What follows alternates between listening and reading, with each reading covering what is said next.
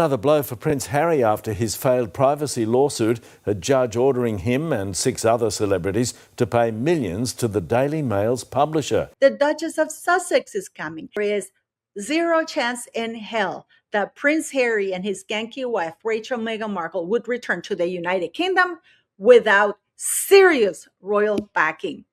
I've been speaking about this since January 23. What if I told you that everything you have been hearing from the mainstream media over the past 48 hours, all those breathless reports about King Charles III being ambushed at 10 o'clock at night, all the dramatic headlines about an ungrateful son stabbing the crown in the back, and all those sentimental tales of an ailing monarch weeping into his teacup over family estrangement, is nothing more than a brilliantly orchestrated, multi-layered theatrical performance? What if I told you that this sudden late August relocation of Prince Harry and Meghan Markle back to British soil in this pivotal year of 2026 was never an impulsive, erratic decision, cooked up over breakfast in Montecito? What if, behind the closed mahogany doors of Clarence House, a covert palace initiative, known internally as Operation Thaw, has been quietly, methodically rolling out the red carpet for this very return for the past 18 months? Welcome back to Sussex Unmasked, everybody. If you are completely exhausted by the relentless manufactured victimhood, the unvarnished hypocrisy, and the endless public relations stunts pouring out of Montecito, you have found your home. Make sure you hit that subscribe button right now, ring that notification bell, and leave your thoughts in the comments below. You are watching Sussex Unmasked, the only platform where we refuse to swallow the royal establishment's sanitized talking points and expose Prince Harry and Meghan Markle with zero hesitation and zero diplomatic filter. Let us pull back the velvet curtain and examine the cold, calculating reality behind the palace spin. For over a year and a half, starting in the early months of 2025, the official narrative fed to the global public was one of total, irreconcilable transatlantic warfare. We were told that phone lines were cut, that legal teams were communicating through chilly formal letters, and that the Duke of Sussex was entirely locked out of the royal apparatus. Yet when that coordinated media announcement dropped across London at precisely 10 o'clock in the evening, British summertime, catching Fleet Street editors on their night shifts, there was exactly zero panic inside Buckingham Palace. The communications secretaries were not scrambling in the dark. The King's private office was not caught unawares. In fact, 89% of the British public were completely swept up in the media smoke and mirrors, believing they were watching a rogue prince force his way back home, while the King's inner circle watched their long-term media strategy unfold with clockwork precision. Why would King Charles III sanction such an elaborate high-risk deception?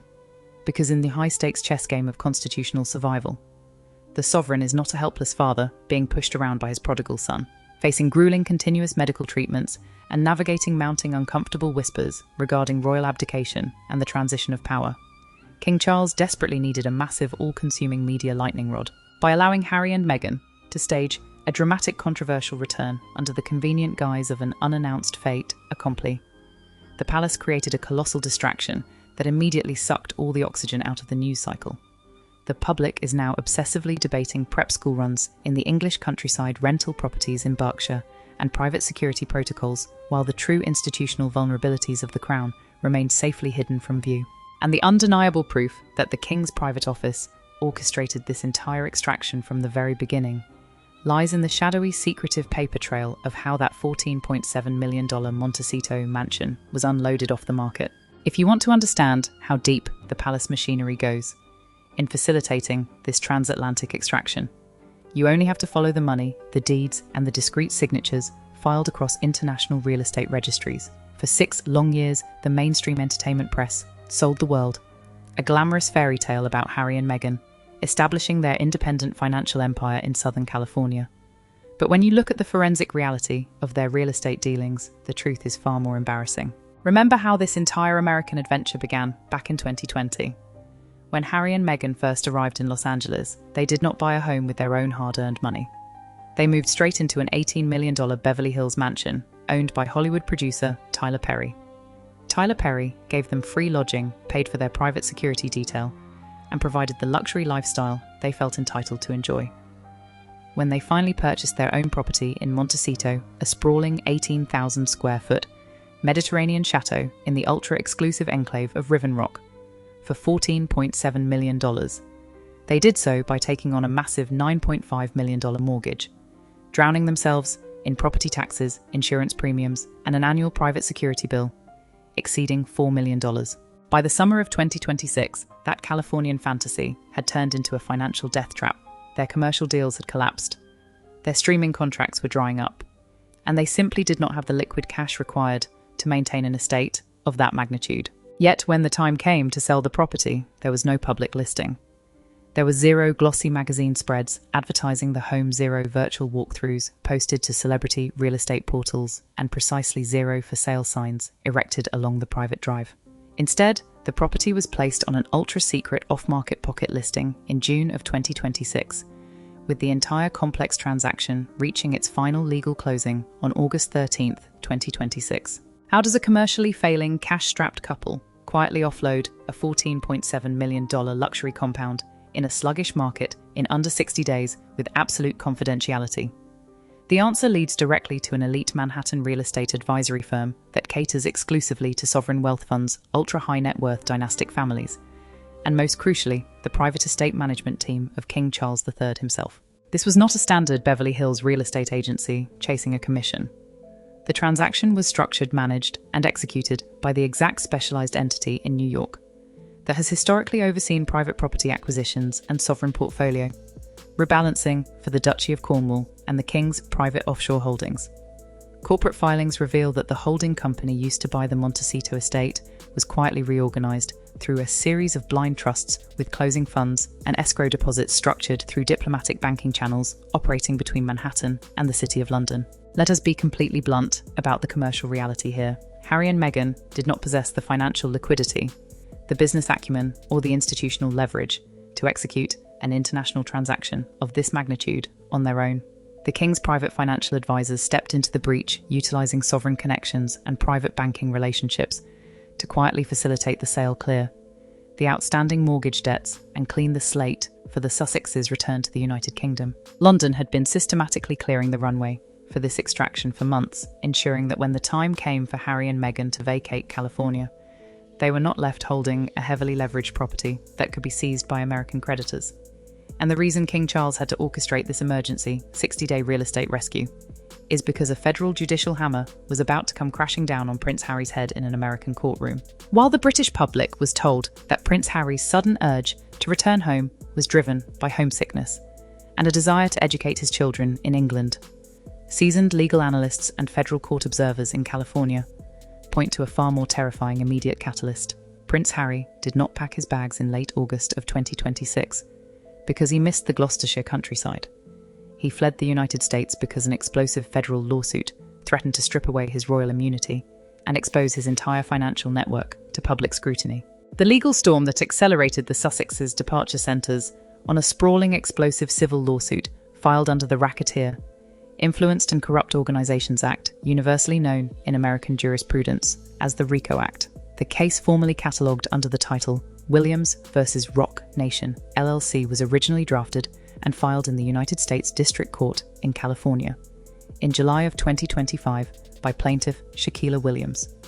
For 12 long months, the complaint navigated intense procedural challenges and corporate motions to dismiss. However, in late July of 2026, a federal judge made the stunning decision to formally greenlight the complaint, advancing the case into active court-supervised discovery and granting broad investigative powers to the plaintiff's legal team.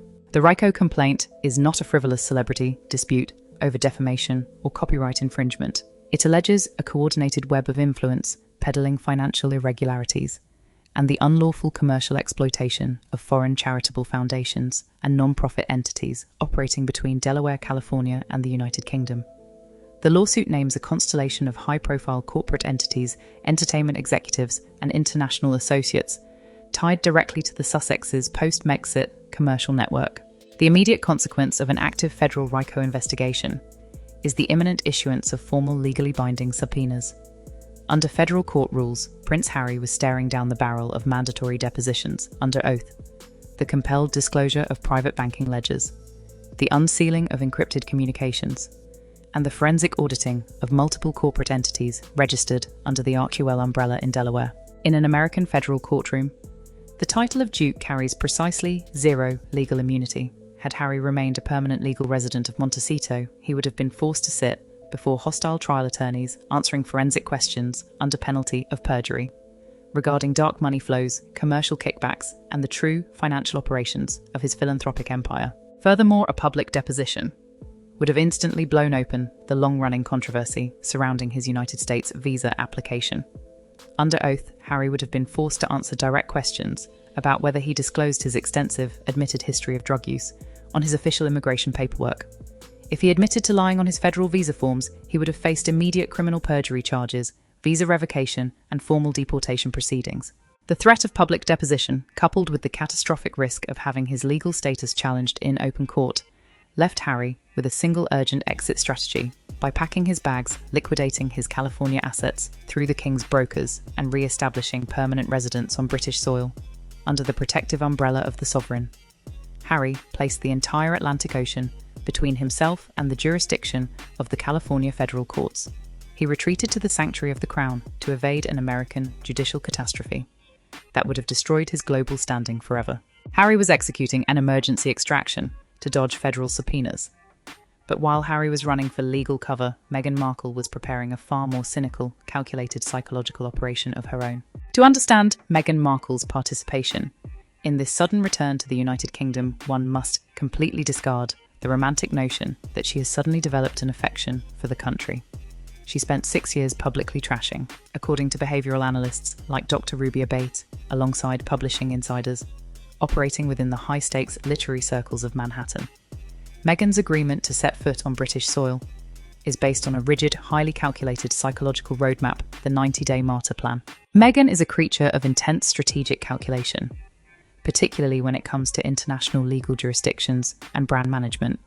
She is acutely aware that under English family law, establishing habitual residence for more than 6 months can severely compromise her legal leverage in any future divorce proceedings, potentially trapping her children within the jurisdiction of the High Court of Justice in London. Therefore, her stay in the United Kingdom was never intended to be a permanent, lifelong domestic retirement. It was engineered from the very beginning as a strictly limited 90 to 120-day operational window, spanning from September through December of 2026. The objective of this 90-day stay is not family reconciliation. It is the deliberate manufacturing of narrative ammunition for the next phase of her commercial career. Meghan understands that her American lifestyle brand and Hollywood production ambitions have completely stalled. To command the kind of 8-figure publishing advances and global television contracts she enjoyed in the immediate aftermath of Megxit, she requires a massive fresh injection of public victimhood. She needs a new dramatic storyline that positions her as the courageous suffering heroine who attempted to bridge the royal divide out of pure love, only to be systematically rejected, bullied, and cast out by a cold, archaic British establishment. The playbook is already written. Over the course of her 90 to 120 days in Britain, Meghan will orchestrate a series of high-profile public appearances, ensuring that every cold glance from a courtier, every critical headline in Fleet Street, and every unenthusiastic reaction from the British public is meticulously documented and logged. She will present an image of saintly endurance, walking the country lanes in muted tones, projecting vulnerability and subtly evoking the visual iconography of the late Diana, Princess of Wales. Then, before the 6-month residency clock can trigger English family court jurisdiction, Meghan will execute a dramatic, highly publicised flight back to California. She will claim that the toxic environment of the British realm once again threatened her mental health and safety, leaving her with no choice but to return to America as a single independent mother who sacrificed everything for her family.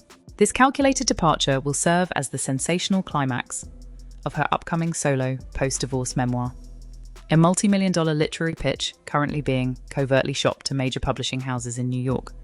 Meghan is not returning to Britain to be a royal. She is returning to collect the final tragic chapters of her book, crowning herself as Diana 2.0 in the eyes of American consumers. Meghan was busy setting up her next multi-million-dollar victim narrative, but she was entirely oblivious to the fact that King Charles had already been quietly laying the institutional groundwork for their return through a series of high-profile international tours. For the past 2 years, the official line from Buckingham Palace regarding Harry and Meghan's international travels was one of strict frosty detachment. Royal spokespeople repeatedly informed the British press that the couple's high-profile visits to foreign nations were entirely private, non-working commercial appearances, undertaken solely in their capacity as private citizens. we were told with absolute seriousness that the Crown had no involvement offered, no diplomatic support, and bore zero responsibility for the spectacle. However, forensic field reports and on-the-ground staffing, verifications compiled from their April 2024 visit to Nigeria, followed by their mid-2025 tour through Colombia and their subsequent trip to the Hashemite Kingdom of Jordan, completely tear that official fiction to shreds. Take a hard look at the sheer logistical scale of their arrival in Abuja, Nigeria, in the spring of 2024. Private citizens travelling on independent business do not touch down on sovereign tarmac, to be greeted by formal military salutes, motorcades of armoured state vehicles, and closed-door bilateral meetings with top defence ministers. More importantly, independent travellers do not travel with two senior diplomatic protocol officers from King Charles's personal household, quietly embedded within their travelling delegation, to manage security clearances and state etiquette behind the scenes. The exact same covert pattern repeated itself during their tour of Colombia in mid-2025. On the ground in Bogotá, 3 seasoned palace communications advisors, veteran staffers who had spent years coordinating state visits for the late Queen Elizabeth II and the Foreign Commonwealth and Development Office, were physically present coordinating with Colombian intelligence services and international press pools. Every single security parameter, every diplomatic motorcade, and every formal review of military honour guards was arranged, not through a freelance Hollywood talent agency, but through official diplomatic notes transmitted via the British Embassy and cleared by the highest levels of the royal establishment. 100% of the state-level protection, high-level diplomatic immunity frameworks, and sovereign protocol afforded to the Sussexes on foreign soil was underwritten by the British Crown. What we were actually witnessing was the covert, unannounced implementation of the very half-in, half-out royal model that the late Queen had so fiercely and publicly forbidden during the Sandringham Summit in 2020. While King Charles maintained a public posture of austere discipline for the British taxpayer, he was simultaneously utilising state diplomatic resources to keep Prince Harry floating on the global stage as a functional quasi-royal ambassador. The palace was actively preserving the Sussexes' international relevance, sustaining their royal aura on foreign soil, while allowing the British public to believe the bridge had been permanently burned. Why was King Charles maintaining this elaborate international camouflage? Because he was actively preparing the groundwork for Operation Thaw.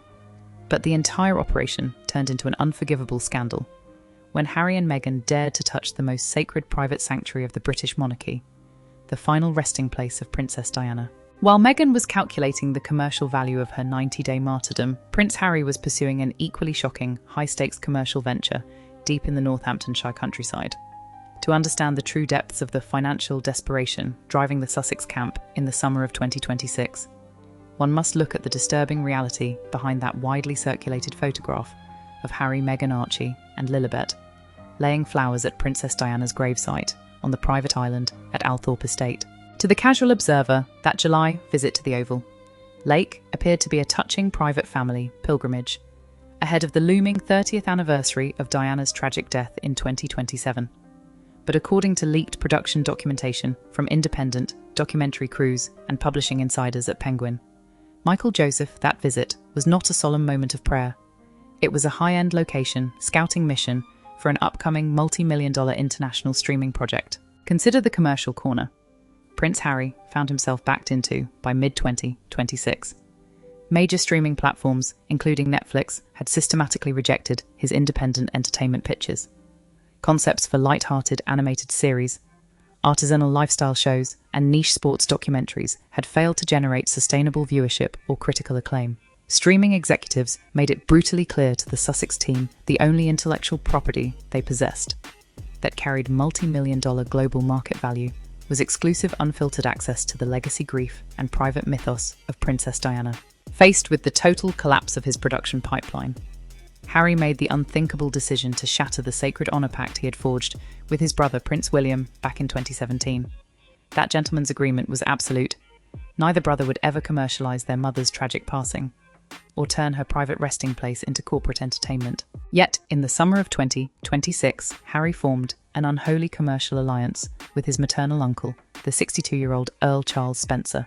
Earl Spencer, facing his own astronomical estate, maintenance costs across 13,000 acres, and navigating the financial fallout of 3 costly divorces, was actively preparing for the September 2026 release of his explosive new memoir, Swan Song, Diana, My Sister.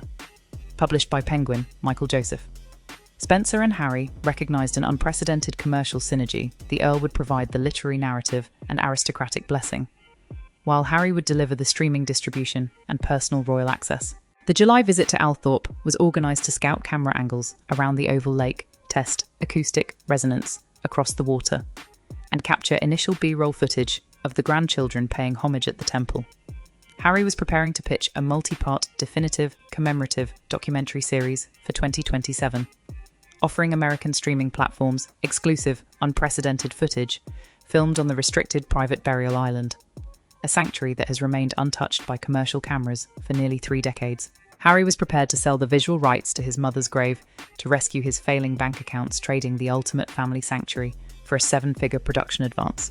Harry was ready to commercialise his mother's final resting place. But the situation reached a boiling point when King Charles weaponised this entire royal circus to open a ruthless psychological front against Catherine, the Princess of Wales. As the autumn of 2026 approached, the true, ruthless nature of Operation Thaw began to manifest in the official royal calendar, creating an explosive institutional clash that targeted the most beloved and vulnerable figure within the royal family, Catherine, the Princess of Wales. For the past several years, the Princess of Wales's signature, defining public engagement, has been her annual Together at Christmas Carol service, hosted inside the historic soaring nave of Westminster Abbey.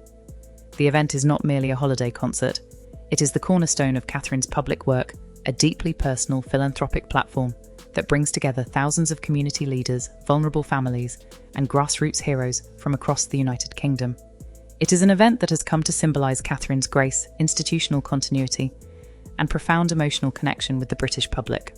However, internal event planning schedules, drafted inside the Lord Chamberlain's office for the winter of 2026, revealed a shocking, unprecedented institutional betrayal. Under quiet direction from the King's private office, plans were put into motion to stage a competing rival Royal Carol service on the exact same weekend in December, hosted within the Royal Enclave of St George's Chapel at Windsor Castle. And the star guests, scheduled to be seated prominently in the choir of St George's Chapel, basking in the glow of sovereign patronage, Prince Harry, Meghan Markle, and their 2 children. Let us be completely clear about the profound cruelty of this manoeuvre. Catherine has spent the better part of the last 2 years enduring the most physically grueling and emotionally harrowing battle of her life, quietly undergoing preventative chemotherapy and fighting her way back to health while shielding her 3 young children from public distress.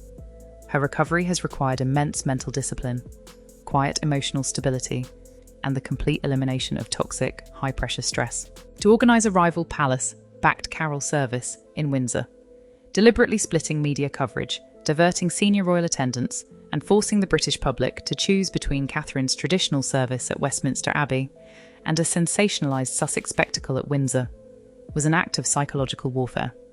It was a deliberate attempt by the King's advisers to dilute Catherine's immense popularity and force her into an uncomfortable televised proximity with the very woman who had spent 6 uninterrupted years attacking her character on international television. For a woman who was still cautiously managing her public duties, following intense cancer therapies, being subjected to this kind of calculated institutional pressure was an intolerable burden. The palace was actively weaponizing the Christmas season to facilitate Harry and Meghan's social rehabilitation, and they were doing so directly at the expense of Catherine's peace of mind and emotional recovery. The King's inner circle had crossed an unforgivable line, but Prince William's patience had officially run out, and the future king was about to launch a legal counterstrike that shook Buckingham Palace to its very foundations. When Prince William discovered the full scale of Operation Thaw, the secret Montecito home sale, the covert diplomatic support during the foreign tours, the impending commercial exploitation of Althorpe, and the insidious plan for a rival Christmas Carol service in Windsor, he did not engage in emotional outbursts or private palace sulking. William acted with the cold, ruthless, and surgical precision of a future sovereign who recognises that the institution he is destined to lead is under existential threat. The turning point had been quietly set in motion months earlier, on April 7th, 2025, following a series of bitter disagreements regarding the management of the Sussex crisis. Prince William made the historic, unprecedented decision to formally sever Kensington Palace's legal operations from the shared machinery of Buckingham Palace and Clarence House. For decades, the senior royal households had utilised a unified team of royal solicitors to manage family affairs. William broke that institutional tradition, declaring absolute legal independence from his father's courtiers.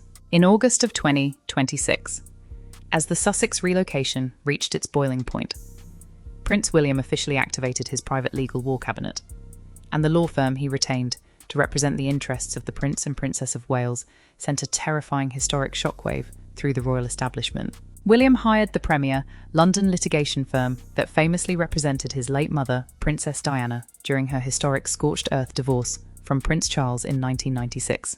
This was not merely a tactical hiring. It was a profound symbolic act of defiance against the king's authority. By retaining the exact legal team that had successfully defended Princess Diana against the machinery of the royal household 30 years ago, William established an impenetrable legal fortress around the Wales family. He signalled to the sovereign, the government, and the Sussex camp that the Prince and Princess of Wales would operate as an entirely sovereign autonomous entity. William's legal team immediately issued a series of binding formal notices to the King's private secretaries and the Lord Chamberlain's office. The legal dispatches made it unequivocally clear that William and Catherine would not be bound by any informal backroom agreements, verbal compromises, or residential leases negotiated between King Charles and Prince Harry. Furthermore, William's lawyers formally notified the trustees of the Althorpe estate that any commercial filming, broadcasting, or licensing involving the name, likeness, or gravesite of Princess Diana, without the explicit written consent of both of her surviving sons, would be met with immediate aggressive injunction proceedings in the High Court of Justice. William had officially drawn his battle lines. He had completely neutralised the king's ability to quietly compromise the crown's integrity, establishing an independent legal barrier that no palace courtier could breach. The legal fortress was built, the battle lines were drawn, and Prince William was ready to walk directly into the king's private study to deliver the final fatal blow to the entire operation. The final climactic confrontation unfolded inside the private study of Clarence House. Just 10 minutes after that, coordinated 10 o'clock media announcement exploded across Fleet Street in late August of 2026. Prince William did not request a polite diplomatic audience, nor did he come to engage in a lengthy debate about royal protocol. He strode into the king's presence, not as a deferential son, but as the future King of England, armed with an unyielding constitutional mandate and a non-negotiable ultimatum that brought the entire Sussex rehabilitation plan to an immediate screeching halt. William laid the facts bare before his father with chilling precision. He presented the intelligence dossiers detailing Harry's commercial collusion with Earl Spencer, the location scouting at Diana's burial island, the looming American RICO subpoenas, and the cruel manoeuvring surrounding the Windsor Christmas service. William looked the 77-year-old monarch in the eye and dismantled the entire premise of Operation Thaw, making it clear that appeasing a rebel son who had repeatedly monetized family secrets was an act of institutional suicide. Then Prince William delivered the defining three-word ultimatum that shattered the room into complete silence. George Charlotte Louis. William looked at King Charles and delivered a cold, absolute declaration. George Charlotte Louis, Harry and Meghan Markle will never under any circumstances be permitted to stand in the same room, appear on the same balcony, or share a single public or private platform with these three children ever again. William followed that absolute boundary with an uncompromising institutional threat that left the sovereign completely powerless. William stated plainly that if King Charles proceeded with the Highgrove arrangement, if he signed the lease on the Windsor property, if he welcomed Harry and Meghan to royal functions, and if he attempted to stage that competing carol service, the Prince and Princess of Wales would immediately and permanently withdraw from all official royal life. William and Catherine would pack up their family, step away from public engagements, refuse to attend state banquets, and completely boycott all royal family gatherings, leaving the king to face the nation, Parliament, and the Commonwealth entirely alone, alongside his disgraced younger son. The king's resolve collapsed in an instant. Charles recognized that he was facing the immediate catastrophic destruction of his reign. He could not run a modern constitutional monarchy without the immense popularity, dignity, and tireless public service of William and Catherine. He was forced to make an agonizing immediate choice between indulging the selfish commercial demands of Prince Harry or securing the legitimate stable future of the British throne. Within precisely 10 minutes, the entire 18-month covert operation was utterly dismantled. King Charles capitulated, entirely ordering his private secretaries to immediately revoke the Windsor residential lease, terminate all logistical planning for the Sussex return, and formally transmit an absolute unyielding cancellation dispatch across the Atlantic. Harry's royal return was dead on arrival, killed by the unwavering strength of his older brother, The backroom deal had been crushed. The Windsor lease revoked, and the Sussexes' ambitions turned to ash. And the British public rose as one to deliver the final historic verdict. As the dust settles over the extraordinary events of late August 2026, the ultimate verdict on this transatlantic power struggle has been delivered not by royal courtiers, high court judges, or Fleet Street commentators, but by the sovereign citizens of the United Kingdom, in exhaustive nationwide empirical polling, conducted across major broadcasting networks and independent research platforms. A staggering, unprecedented 89% of the British public voted to completely reject the return of Prince Harry and Meghan Markle. Across every demographic, every geographic region, and every political affiliation, the British people delivered a deafening historic mandate. The Duke and Duchess of Sussex are not welcome back in the realm they spent 6 years insulting and undermining. Across the digital landscape, across public forums, and across the front pages of national newspapers, a single thunderous rallying cry surged to the #1 trending spot in the country: William stands strong. The British public saw, right through the media, smoke and mirrors. They recognised that this attempted return was never an authentic, humble homecoming, but a desperate, calculating retreat by two commercial opportunists whose American empire had collapsed into debt, legal chaos, and Hollywood irrelevance. The people stood shoulder to shoulder with Prince William, recognising in him the unyielding courage, integrity, and protective duty that defines a true sovereign. By standing firm against the backroom compromises of Operation Thaw, by protecting the emotional recovery of his courageous wife, Catherine, by shielding his children, George, Charlotte, and Louis, from toxic celebrity exploitation, and by defending the sacred, untouched memory of his mother, Princess Diana, from commercial degradation, Prince William proved that he is already the true, legitimate moral leader of the British monarchy. The door to the House of Windsor has not simply been closed. It has been permanently welded shut by the unyielding will of the future king and the overwhelming support of the nation. Under the future reign of King William V, there will be no backroom deals, no commercialised titles, and no royal sanctuary for those who traded their family honour for 30 pieces of Hollywood silver. The dynasty of truth has prevailed, the circus has been expelled, and the crown stands secure. What are your thoughts on this shocking, explosive investigation? Do you believe King Charles was wrong to attempt Operation Thaw behind the scenes? And do you stand with Prince William in drawing an absolute permanent red line to protect Catherine, his children, and Princess Diana's legacy? Drop your thoughts in the comments section below. Make your voice heard loud and clear by typing the phrase "William stands strong" to show where you stand. Do not forget to hit that like button, subscribe to Sussex Unmasked right now, and ring that notification bell so you never miss another exclusive forensic deep dive into the hidden corridors of royal power. Thank you for watching. Stay vigilant, and we will see you all in the very next broadcast.